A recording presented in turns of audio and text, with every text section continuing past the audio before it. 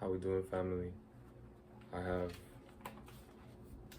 this video today that I wanted to share, and welcome back to a betterment of your daily self. Welcome back to a celestial clarity given a video for you to take into your own truth. Don't take my truth. Take the cat's walking by, but take what I say and alchemize that into your own experience, because you don't know yourself until you take away distractions. You really don't. You really begin to feel how you are just the observer and you're not this actual vessel. It's a completely different feeling. And once you get to that level, that's when your higher self will plant seeds within your mind for you to but create your purposes for yourself. But this video is going to be about birthdays, if you want to call it that. Day of resurrection, your day of coming into this plane of existence. You can call it whatever you want. Personally, I don't celebrate it. I don't care if you celebrate it, but I don't mind. That's what I'm saying. But this video is called The Ritual Called Birthday, and I got some notes written down. So what I don't have written down is how it's spellcasting onto our minds, and I didn't write that because that's not exactly what I was researching during this time, because I understand that. But to the ones that I don't, I will cover that topic just a little bit. You are being brainwashed by this calendar that's man-made, and it's sending these frequencies to your brain to keep you at a lower state, because you're being controlled by this calendar that was created through the Vatican.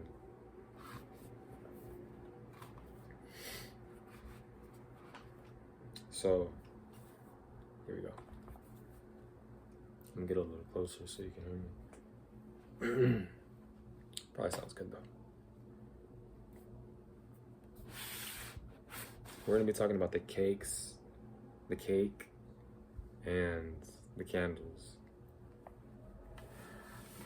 Oh, another topic that I wanted to cover is about how you blow out the candles. First, you have the people singing. You know how the song goes. I'm not gonna sing it, but you know how it goes. So they start singing that, and this is a squaring of the circle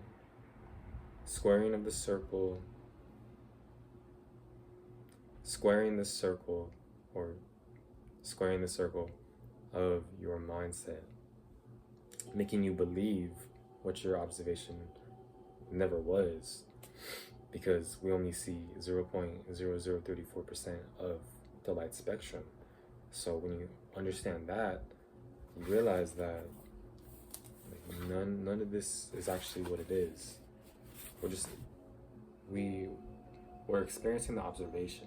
So we're just here controlling this to learn lessons.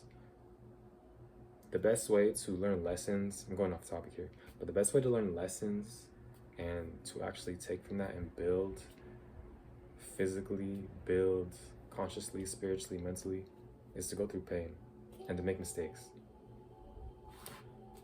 I remember a couple times where I just went for it without knowing. Yeah, it could be dangerous, but you don't know what's on the other side until you get to there. So why not experiment with these things that are labeled good or bad, when it shouldn't even be labeled good or bad? Because what are you are building this wall between you and your higher self. Because when you, so not only limiting yourself, but you are not able to experience these experiences that will benefit you consciously because you're comfortable in what you're residing in. You're comfortable in what you're suffering in endlessly. Endlessly. That's what I said. Okay. Earlier cakes were baked as different variations of flatbreads dating back to 3000 BCE, aka 5,025 years ago. The cake being a staple in the ritual symbolizes breaking bread or eating the flesh of Jesus Christ in communion. Now that last part, I got the first part from an article that I was reading, but the second part about the communion and eating the bread, breaking the bread, that was my perspective on that. And because it's a strong correlation. And here's why. In John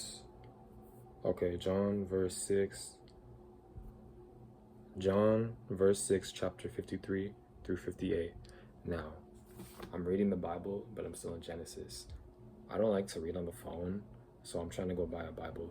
It doesn't matter what type of Bible because it's all the same BS. But you can use discernment through the spell casting and understand what the definition of what it's saying in a metaphysical sense. So not actually physical.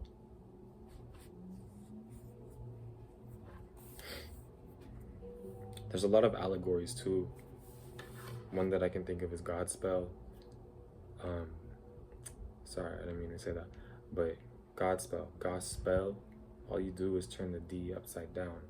And now it's Godspell. So it's a spell on your mindset. Okay, let's get to it. In this verse, Jesus says, "Very truly, I tell you, unless you eat the flesh of the Son of Man and drink his blood, you have no life in you. Whoever eats my flesh and drinks my blood has eternal life."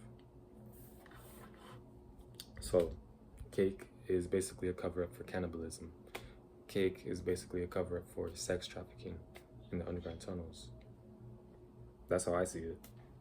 That's common sense. It's common sense. And they speak through symbolism. So, I mean, if that ain't what that is, then you know what I'm saying? It was very interesting. Then I wrote down some examples in his history, when there is no history. There is no history when we're living right now in the present. History is a script. That's why it says HISTORY. His story. Aztec priests consecrated, which means to make or declare sacred. Transubstantiate. I'm probably butchering that, but which means convert the substance of the Eucharistic elements into the body and blood of Christ. The loaves, from converts to Christ, there were parentheses. That's on me. So I'll read it again. Aztec priests consecrated their bread in order to transubstantiate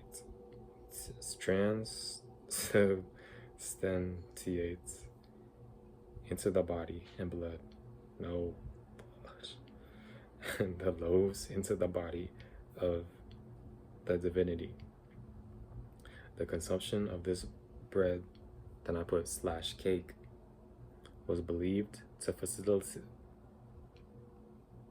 facilitates communion with the divine. Why we gotta eat bread? Why we gotta eat flesh? Why do we have to eat flesh to get closer to a title that was... Why do we have to eat flesh to get closer to a God outside of ourselves? Why do we have to put something into our vessels to get closer to God? That's literally the definition of Satanism, if you want to call it that. Satanism, Luciferianism, cannibalism. Why do you think cannibalism is legal in most states? I mean, we're in the same time periods. There is no such thing as a time period. But if you want to call it that in his story, but whose story is that if it's scripted? Feasts in ancient Egypt were defined as heaven feasts that include the solar and lunar calendar. Hibnefer means happy feast day, and that's spelled Hibnefer. Okay, festivals start with slain offerings. Let me back up a little. Festivals start with slain offerings and presenting to gods and distributing over the poor. Some parts of the offerings were gifted to priests to distribute. Cake was also known as dix because it resembles the disc of the sun, which was sacred in ancient Egypt. Then I wrote down sun worship, son of God, slash son, S-O-N, of God. And I wrote down the sun worship because you're worshiping something outside of yourself. It's worshiping the sun. I believe that's what the Babylonians did. Maybe I'm wrong. I still haven't got to that part. But that's where cannibalism came from. That's how we still live in Babylon. That's what I meant. Babylon today. Did I say Babylonian? Oh my gosh. It's all good. For thousands of years. Let me pause for a second because this is just getting louder. Let's let that frequency pass. And breathe in. And just reclaim our divinity. That was never taken, by the way. But physically, I hear that. And it just makes you stop when you hear that.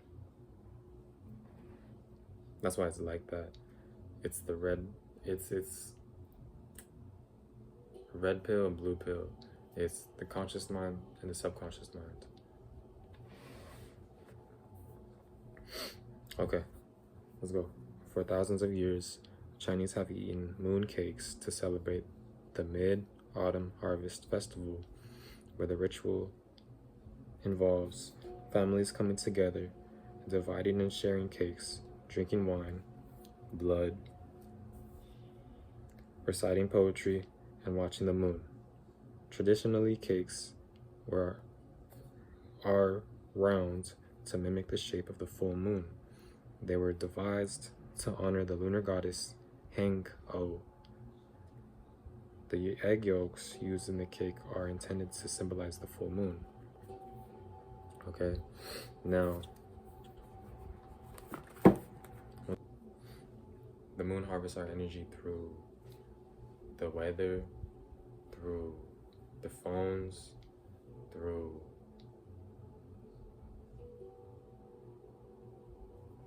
the tide, through I said the electronics, through just existing there physically, which is something I'm still looking into. I understand that it's just a projection. So what I mean by that is what we physically see. Because I understand that it's not only a satellite, but a space station for, if you want to call it the archons, or just the 13 families and above that. Really, it's just our lower selves reflection within our minds.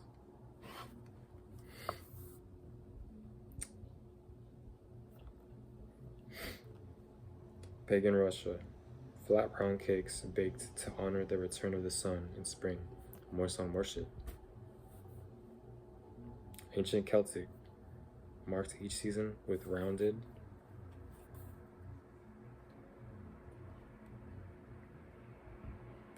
Boltane cakes offered to the solar god Belenos. Celts would blacken a piece of cake with charcoal, and when the cake was divided and served, the receiver of the blackened cake would be sacrificed as an offering to the gods. More cannibalism. They was probably eating that. They was probably eating parts of it. It already talked about handing out certain parts.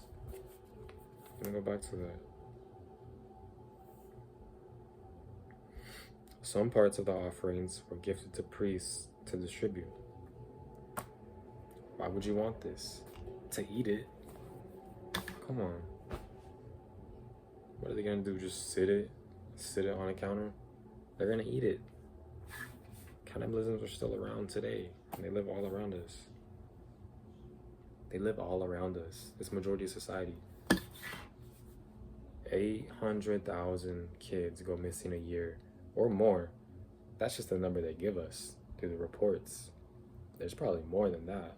There's probably 1 million more, or around that, but you can't even put a number on it. What do you think they're doing with these kids? They can't all touch them.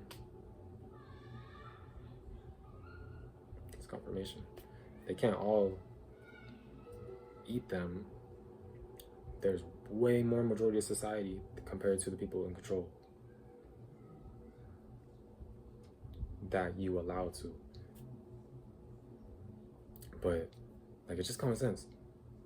But it's in the foods. It's in foods like McDonald's. It's in the grocery stores. It's in the meat section when you go to the grocery stores. That could be your brother out there. That could be someone missing that you know. I mean, technically, that is your family. If you want to call it that, your reflections.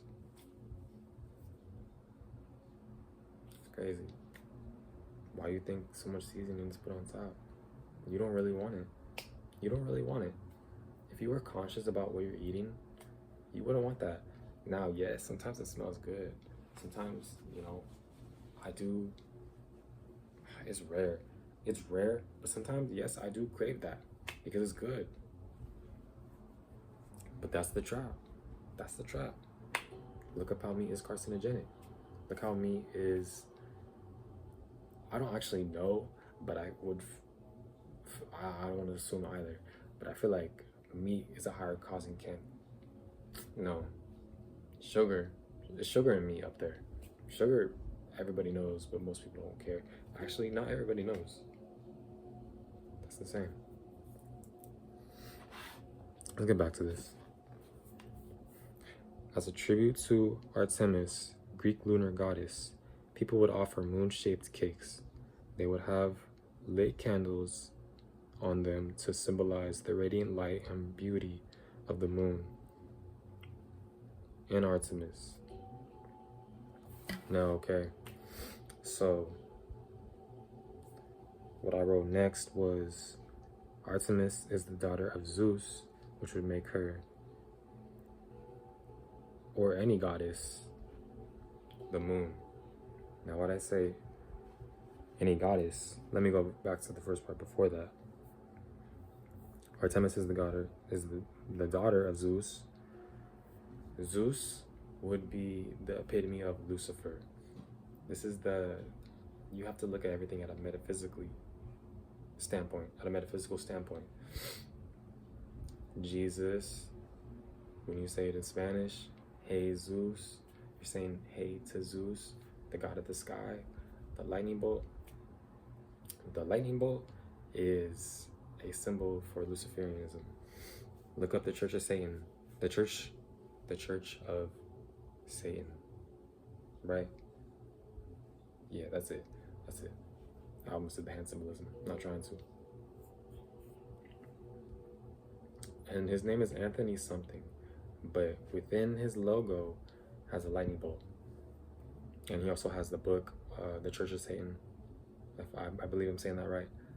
The satanic, not the book, The Church of Satan. It's the Satanic Bible. So it could be the Church of Satanism, but the Satanic Bible. And so, through that correlation,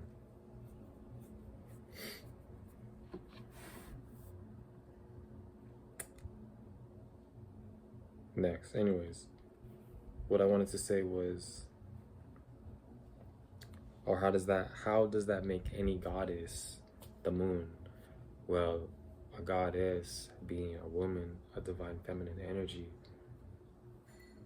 the moon is what causes emotions. The moon is a satellite. The moon can send your vessel certain emotions that you are tricked into attaching yourself to, because you think that you are actually experiencing this experiment. But really, you are the one observing, and you have no control of what happens. You have no control of what you do tomorrow, unless you move with righteousness within your truth. Because if you're not, what are you doing? What are you doing things for? Who are you doing things for? If you're not doing it for yourself, who are you doing it for? The ego? Someone else? So do that divine energy would be the moon. Cancer, the moon. Cancer is the mother of the zodiac signs. I'm a Cancer. But I feel like with zodiacs, I truly don't understand it, because I get it, but I feel like it's more of an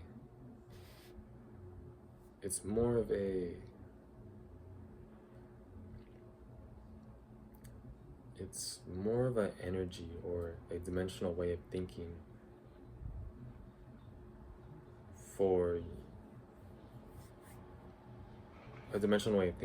that's how I want to put it, that your higher self embodies.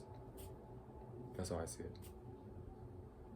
So, as a Cancer, which these are just titles, right? But with these energies in my big three, Cancer, Pisces, and Capricorn, to me, they are lessons that I can learn from. Cancer, Pisces. The sun is the basic me. The moon is my personality. I'm very smooth. I'm very calm. I'm very just myself. I'm very in tune with my energy. I flow. I allow my thoughts to flow. And then with the Capricorn, I am very grounded in myself. I am very, very much like a tree. I'm very calm. I'm very just present in the moment. I'm very relaxed. I'm very chill, whatever you want to call it. But I'm really just embodying my highest self mentally, because the tree is just a reflection of myself within. Because what is a tree?